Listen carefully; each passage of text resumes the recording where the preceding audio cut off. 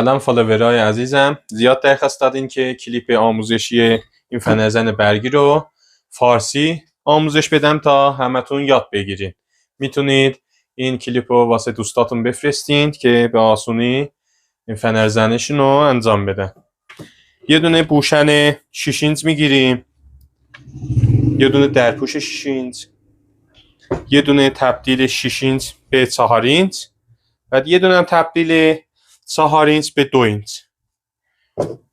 20 سانت لوله پولیکای 2 اینچ، یه دونه درپوش، این هم خرطومیه واسه تراشکاری استفاده میشه. برین بگین یا اینو نشون بدین، خودشون ابزار فروش ها میدونن. از این تهیه کنید. بعد میایم واسه مونتاژش. اول درپوش رو این مدلی سوراخ میکنیم که هوا بکشه از اینجا. 4 تا پیچ اینجا میذاریم که فاصله داشته باشه. وقتی میذاریم زمین کار کنیم اینو راحت از این بغلا هوا بکشه. میام یه دونه این لاستیک مال زارو برگیه، از تمام اون تعمیرکار زارو برگی ها بخواین میدن. یه دونه موتور اینجوری میره میچسبه اونجا که هوا نکشه از دورش. این لاستیک نمیذاره هوا بکشه. بعد میان یه دونه این ورق گالوانیز است، اینجوری میاد رو موتور قرار میگیره، فشار میده قشنگ بچسبه کیپ بشه. وقتی این کیپ شد دیگه از این داخل این هوا نمیکشه، از پایین هوا میکشه. میایم این تبدیل رو این بغلاشو برش میدیم که این راحت رد بشه. اگه اینو برش ندیم نمیشه. اینو قشنگ میذاریم اینجا. اینم که راحت رد شد میره تو. یه دونه دکمه درست میکنیم که واسه قطع وصل کردنش. اینم دستگیره هم درست میکنیم که واسه نگه داشتنش. پیچ میکنیم اینجا.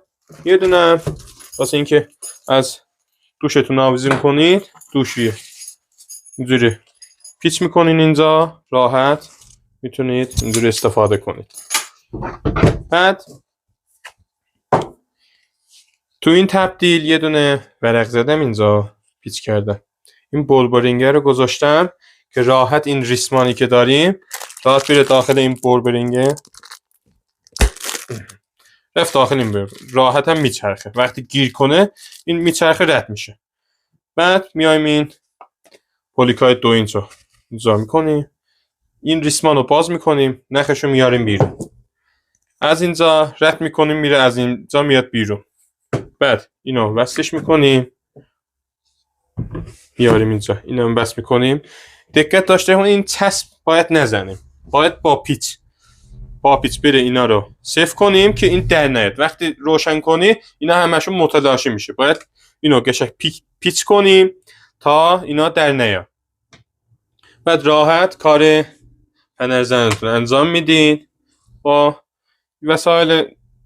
این تقریبا واسه من 1.2 آب خورده.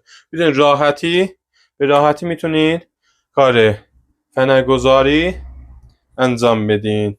اگه از این کلیپ آموزشی خوشتون اومد میتونید با لایک و کامنتاتون و واسه دوستای برکارتون بفرستین که از ما حمایت کنید.